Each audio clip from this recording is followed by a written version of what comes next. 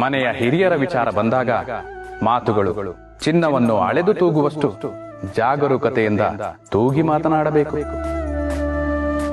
ಮೊದಲೇ ದೈಹಿಕವಾಗಿ ಶಕ್ತಿಯನ್ನು ಕಳೆದುಕೊಂಡಿರುವ ಜೀವಗಳಿಗೆ ನಾವು ಎಲ್ಲರಿಗೂ ಭಾರವಾಗಿದ್ದೇವೆ ಎನ್ನುವ ಭಾವನೆಯೇ ಹೆಚ್ಚು.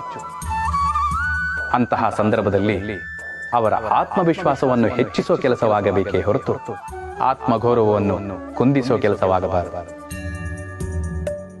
ಮಕ್ಕಳು ಶತ್ರುಗಳಾಗಿ ಬದಲಾದರೂ ಅವರಿಗೆ ಒಳಿತನ್ನೇ ಬಯಸಿ ಹರಸೋ ಜೀವಗಳು ಯಾರಾದರೂ ಇದ್ದರೆ ಅದು ಹೆತ್ತವರು ಮಾತ್ರ. ನಿಮ್ಮಿಂದ ಅದೆಷ್ಟೇ ತಪ್ಪಾದರೂ ಮೊದಲು ಕ್ಷಮಿಸಿ ನಂತರ ತಿಳಿ ಹೇಳುವ ಜೀವಗಳಿದ್ದರೆ ಅದು ಹಿರಿಯರು ಮಾತ್ರ. ಮನೆಗೊಂದು ಮಗು ಹೇಗೆ ಮುಖ್ಯವೋ ಹಾಗೆ ಆ ಮಗುವಿನ ಸರ್ವತೋಮುಖ ಸಂಸ್ಕಾರಯುತ ಬೆಳವಣಿಗೆಗೆ ಹಿರಿಯರು ಅಷ್ಟೇ ಮುಖ್ಯ. ಅವರು ಮುದುಕರಲ್ಲ, ಅನುಭವದಲ್ಲಿ ಧನಿಕರು. ಅವರು ವಯಸ್ಸಾದವರಲ್ಲ, ಆಯಾಸವಾಗದವರು. ಅವರು ವಯೋವೃದ್ಧರಲ್ಲ, ಶುದ್ಧ ಚೈತನ್ಯರು. ಅವರು ಭಾರವಾದವರಲ್ಲ, ಬಂಗಾರದಂತವರು.